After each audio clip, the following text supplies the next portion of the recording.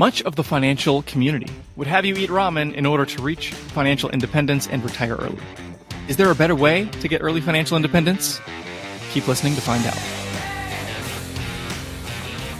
Welcome to the Money Meets Medicine podcast, where we talk all about the personal finance topics you wish you had learned in medical school.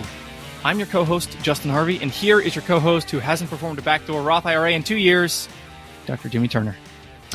Yeah, true story. It's funny because like the personal, I feel like the physician finance community is obsessed with backdoor Roth IRAs. 100%. And so like when I tell people this, it just like blows their mind. But yeah, a couple of years ago, I started preferentially putting money into a taxable brokerage account for a couple of different reasons. And it's interesting when you start thinking about it though. But like for me, it had to do with flexibility and like technically, yeah, if I take the money out, long-term cap gains are 15%, the withdrawal penalty would be 10%. So maybe I'm not being too smart about that there, but like I'm also diversifying Roth money in my 403B. And so like half is pre-tax, half is Roth. So I feel like I'm getting that diversification already. Yeah. And another big part about it actually is the topic we're going to talk about, which is Coast Fire.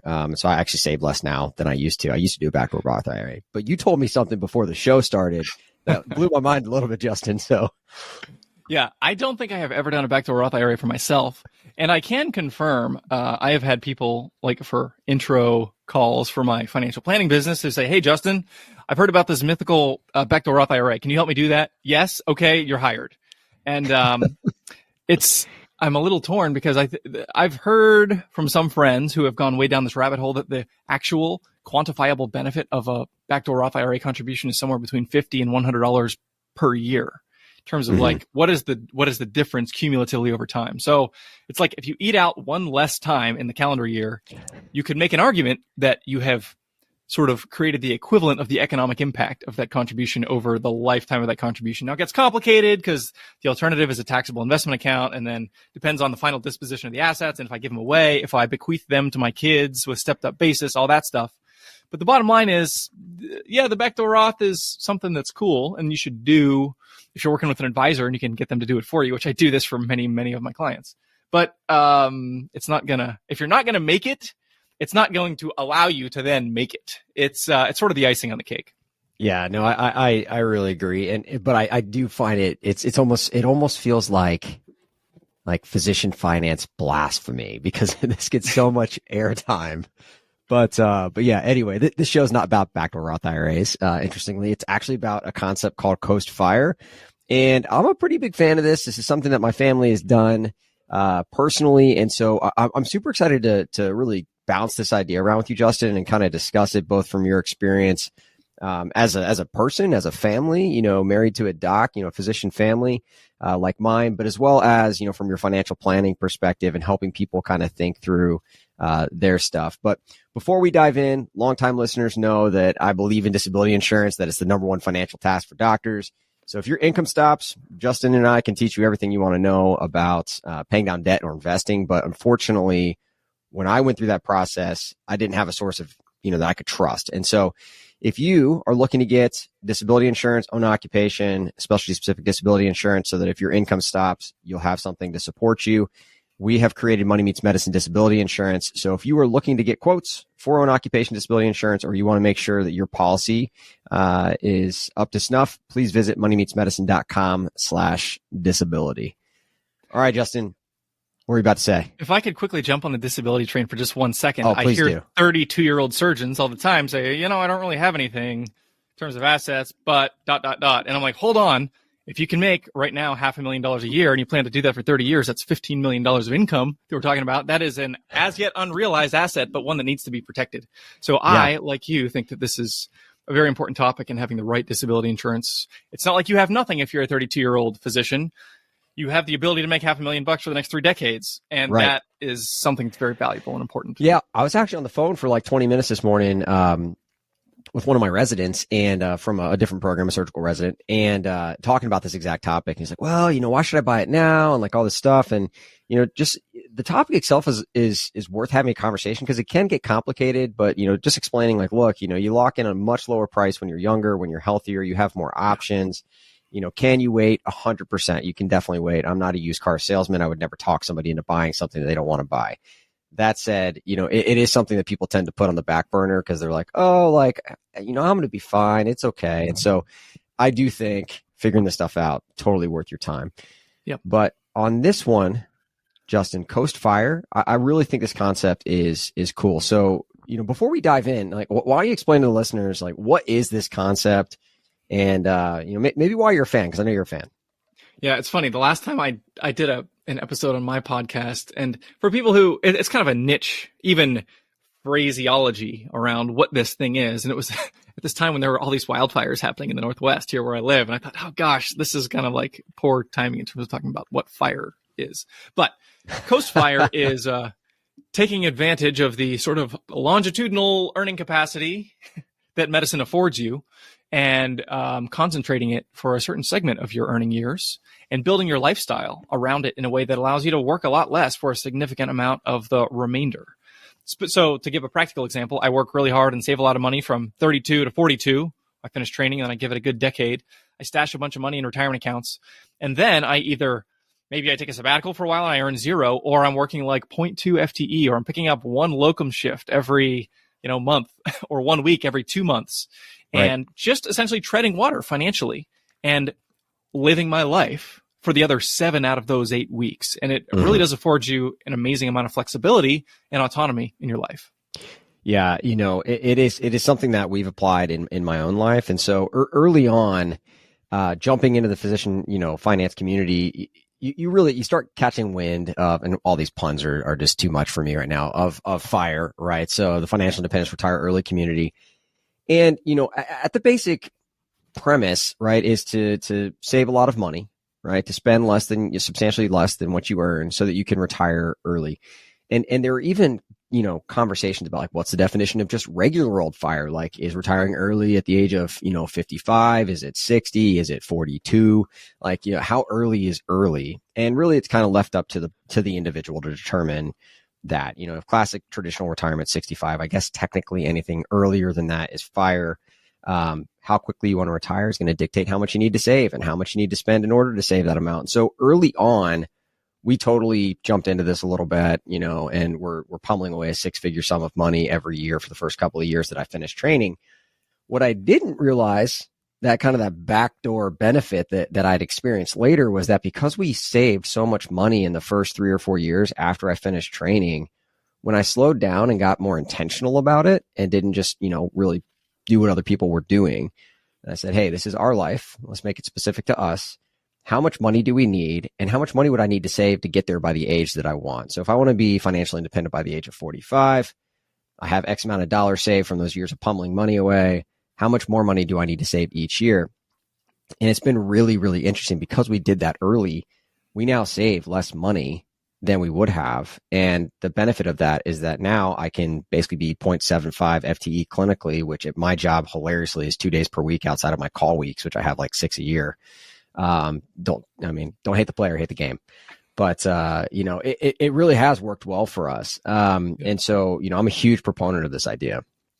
Yeah. And another sort of underlying principle that you can apply sort of in different degrees to your circumstances is the understanding the decoupling of the income and the expenses.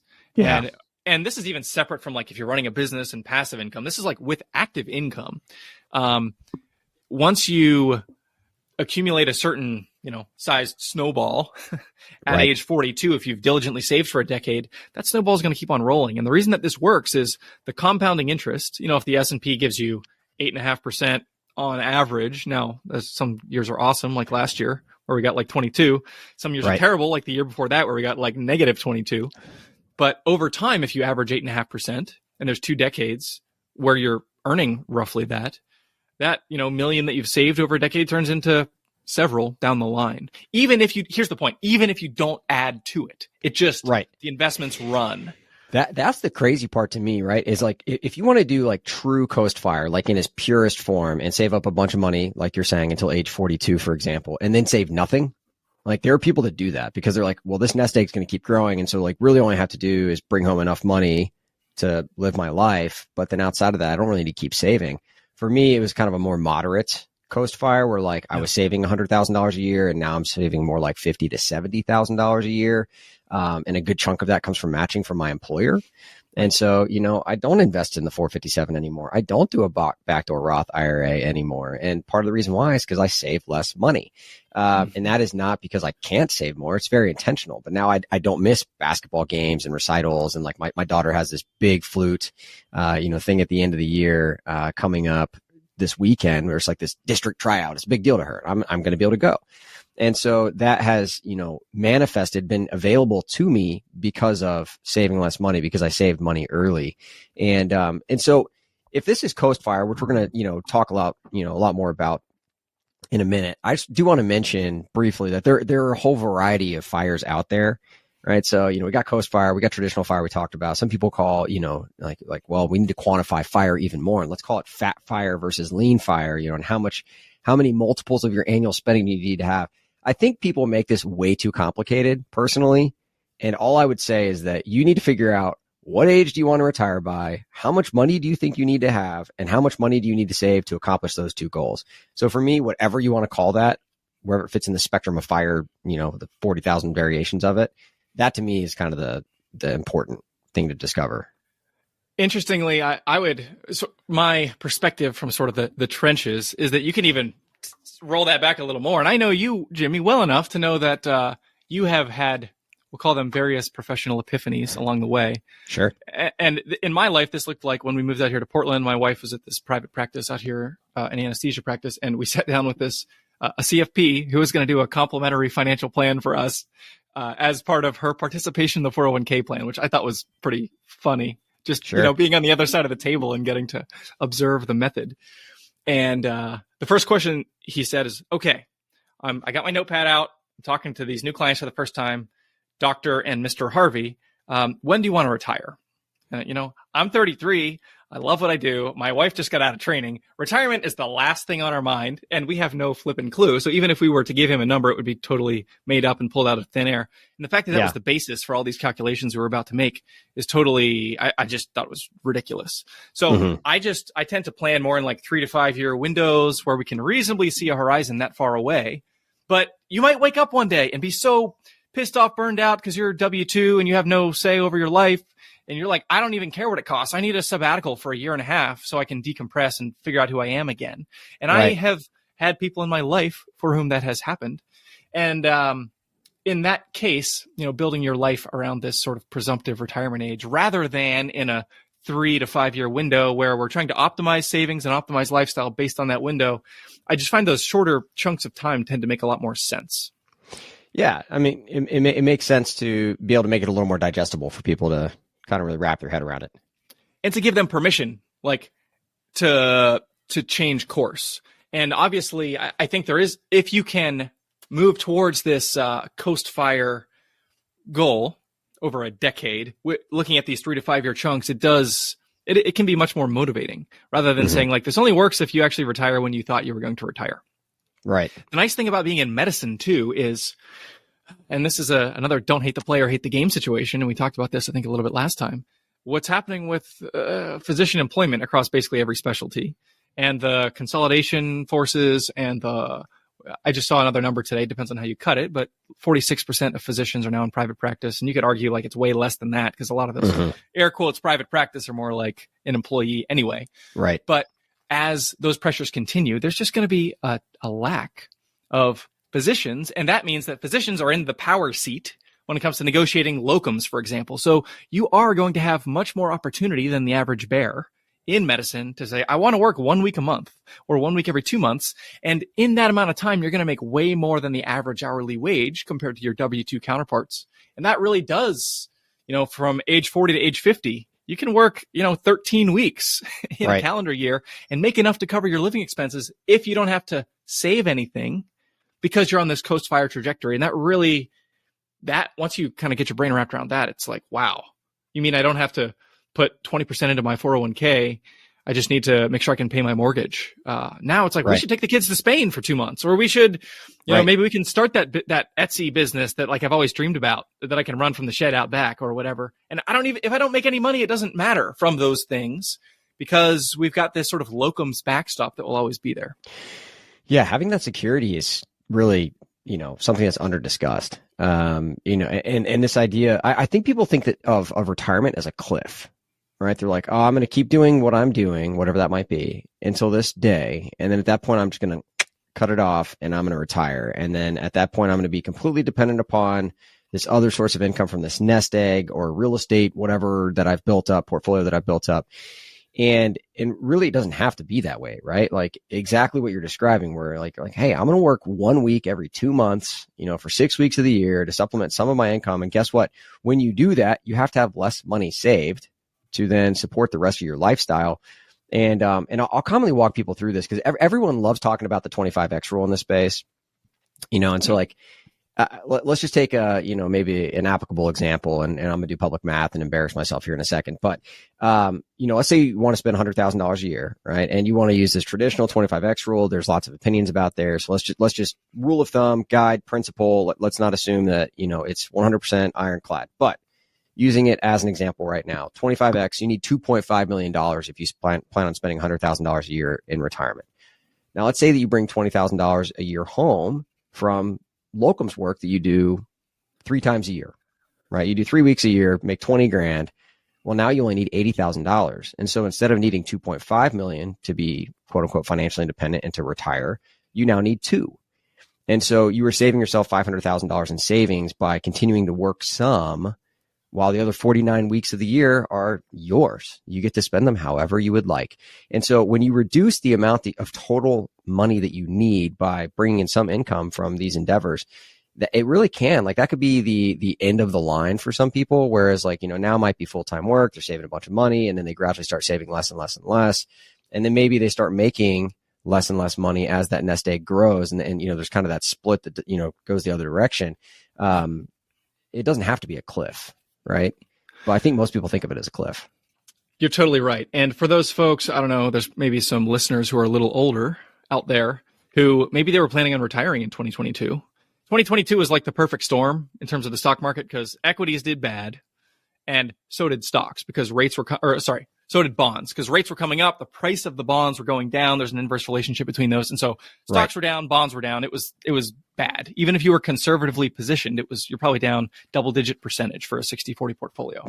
The nice thing about being in medicine in this context, and if you just take this principle and project it forward, like if you're planning on retiring in that year and you're able to work for one more year, even fractionally to cover your expenses, you put off having to withdraw from your assets at a time when they are significantly depressed in price, i.e. selling low. You want to sell high, turn it into cash when it's worth the most. If you can give yourself even 12 months of breathing room, what has happened subsequently is that, the S&P was up 20% in the year after that. So this flexibility, it doesn't just apply for covering your expenses, from ages 40 to 60, but actually on the back end, as you're approaching retirement, even pushing off retirement for 1 or 2 years by fractionally working a small amount can have a very, very significant impact in terms of the durability of those assets into your latter years. So it would be unusual for a physician to, in my observation, to think too rosily about the future, as long as you maintain flexibility in your lifestyle. Like you can always, and as long as you haven't been out of medicine for long enough for your licenses to lapse and everything, but you can always turn that back on at a time that is of strategic benefit. And that really does give you a lot of freedom between now and then. Yeah. And so all that to say, when you look at all these levers that you have available to you, you really can design your life however you want. I will say that related to this topic, as people, consider Coast-Fire, consider this concept of maybe working less in medicine, so they can spend more time doing other things. That second half of that, like spending more time to do other things, like I think that people that are working full-time medicine, they're working, on average 60 hours a week, spending 20 hours of that charting. Burnout is obviously very high in our profession. And so a lot of people in that situation are like, I'm going to put the work in, save a bunch of money so that I can just like peace out, get out of this thing. What they don't realize is they're trading one problem for the other. And I experienced this really young because I did cut back part-time. I was really burned out. So I thought that would potentially be my solution. And what I found is that apparently as a human being, we have a need for growth and a need for purpose. And by doing that, I lost mine very quickly, despite having other endeavors that I was interested in. And with that came, to be honest with you, like a profound depression. It got really, really bad for me. And it took me a while to realize that a lot of that was due to the fact that I really hadn't been moving towards something. I'd been moving away from this burnout that I'd been experiencing. And people do this when they change jobs. They do this when they cut back. And so you really need to be intentional about not just, this concept of Coast Fire and what it can provide, but what is it bridging you to? What is your purpose after the bridge of Coast Fire? I think that that's probably as important, probably more important, to be honest with you, than the financial concept that we're talking about. And it doesn't get enough airtime, in my opinion. Totally agree. And I would say you're fortunate, Jimmy, to have experienced that in your 30s, because I talk to people who experience it when they're like 68. And they're like, all right, I'm ready now. And there's an identity crisis where everything else mentally is just much more well-formed concretely. And it's hard to like have that healthy examination of oneself. And like, what am I really if I've been working in this industry or this job for 3.5 decades? As many boomers now who are coming upon retirement, it's common for them to have longer tenures.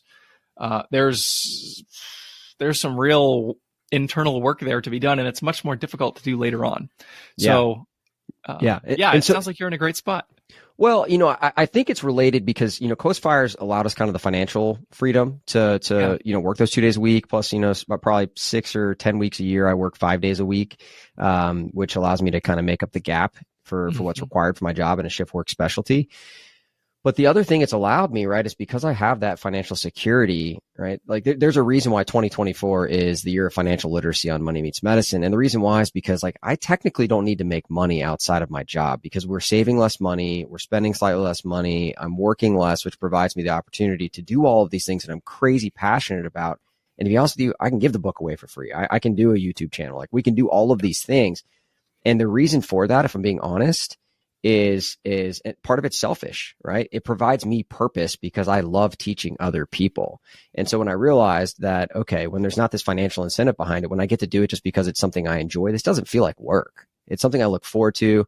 I look forward to, chatting with you on the podcast, putting it on the YouTube channel, editing all this stuff, creating lectures. And it's all very much purpose driven. But the only reason that I can do that is because of the Coast Fire that we, are in the midst of accomplishing, that allows me to work less in medicine so I can focus on these other passions that I have that provide me that purpose and that identity outside of medicine. Absolutely. So to make it concrete for folks, if you're listening to this, you're like, oh, this sounds interesting. What do I do with it now? Consider like running the math on saving the most you can for the next decade. And then whatever that number is 10 years from now, grow that at what I would recommend is reduce it by inflation. So grow it by like 4.5%. So you can look at it in terms of today's dollars, which I actually just did this in this because I don't like to do math in public because I'm the financial advisor and I'm not supposed to make mistakes like that. But if you start with $1 million and you grow it for 25 years at 4%, that ends up being about 2.6 after that period of time in today's dollars. So, if we use the 4% rule as an approximation of drawing this down over time, 2.6 million bucks times 4%. So it's 40,000 per million. So 40, 80, we're in the neighborhood of like 100, 110. Yeah. Yeah. That's what that will give you. So 110,000 in today's dollars. And then you think about that future. I've got Social Security. Maybe that's going to be another 30 or 40. If you're married, your spouse is going to have their Social Security benefit, which will either be half of yours at minimum or the full benefit, actuarially adjusted based on their age. So now you're looking at, 150, 60 grand a year or more, which is all tax. It's not going to be taxed at ordinary income rates. So if you think about retirement and like, can that work for you? I mean, if you have 2 houses and 2 country club memberships, you're going to be scraping by and you're going to need more than that. And then you're going to have to save more. But the point is there's options here. Yep. And you can plan in advance to figure out where is it that we want to land and reverse engineer the solution. Yeah, I love doing that. There's actually, I think it's Calc XML. Like I always type in like, how much will I have if I save regularly? Like that's my favorite calculator out there. Use it all the time. And so I do exactly what you do, except for, and the numbers vary because I like to have an idea of like, hey, what if it does better? What if it does worse? But I do exactly the same thing. People are like, hey, is this a real return or a nominal return? And I'm like, hey, I have a horrifically bad memory. And so I can't remember what those names mean ever. But what I can tell you is that whatever I think I'm going to get in the market, I subtract 2 to 3% to account for inflation so that I know that whatever number I'm getting is in today's dollars 30 years from now. So I love what you're putting down there is in terms of, practical ways to think through this, right? So what age, how much do you think you need? And remember to subtract out all of the things that you're currently spending money on that you won't have, like your kids' savings for college education if you're doing that, maybe just children in general, which are crazy expensive right now. I can tell you with 3 children that are between the ages of 7 and almost 13, this is getting absurd. But you're going to have, potentially the mortgage is going to be gone. There's not going to be a lot of other payments that you potentially have. And so when you think about how far will that $110,000 go? Well, if you weren't saving for retirement anymore because you're retired and all those kids stuff is gone and all these other things you've been saving for are no longer required, it goes a pretty far way. And I think people underestimate that, which is, and correct me if I'm wrong, like don't, so Justin, like I've heard that a lot of people when they retire with X number of dollars, and that it is not uncommon for when they finish retiring, they actually have more money because they have a hard time spending it. That is definitely true. That's part of that psychological shift that happens at age 68 when you retire and have that identity crisis.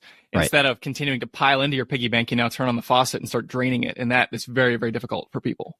Yeah. And so it is common to, in financial planning, we call it like the right tail outcome problem, dying with way more money than you expect and making significant sacrifices in the interim, in terms of lifestyle, because you're worried about running out. Now, granted, that's the problem you want. You want to end up with more money rather than less. But there is, if you're making real compromises on things that are actually important to your current life and you're scaling back on those things in order to protect yourself against potentially running out, you've got to, and that's part of what the difficulty of my job is. It's a balance. It's a fine line. There's no right answer. And it depends on your appetite for risk. It's hard to pivot when you're 72 into like a different type of lifestyle, obviously.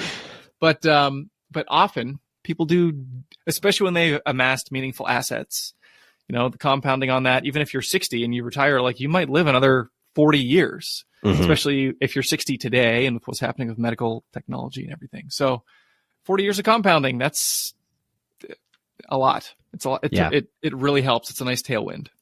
Yeah. So, I think a key here, right, is flexibility. So, as you're listening to this show, hopefully we've transitioned you from that mindset of having this cliff with retirement that you're going to keep saving and doing what you're doing every day until that retirement date hits. And then all of a sudden you're cutting things off and going, cold turkey on work. Maybe you might consider saving more early and then cutting back, knowing that the amount that you've saved early is going to continue to compound while you work less, make less, putting that work in early so that you can then maybe have that balance that you're looking for, that word that we're not allowed to say in medicine anymore. People really get mad about this work-life balance word. Now they're like, no, it's life balance. And like, I don't even like the word balance. And so whatever you're looking for and however you'd like to describe it or call it, whatever that might be, Coast Fire may be a way to get there. Thanks for tuning in today. Don't forget, if you want to snag a free copy of the Physician Philosopher's Guide to Personal Finance or get an occupation disability insurance quote, you can do both of those things at moneymeetsmedicine.com. And don't forget to subscribe to the YouTube channel where you can see my ugly mug and Justin over there and listen to us. And we will see you next week. Cheers.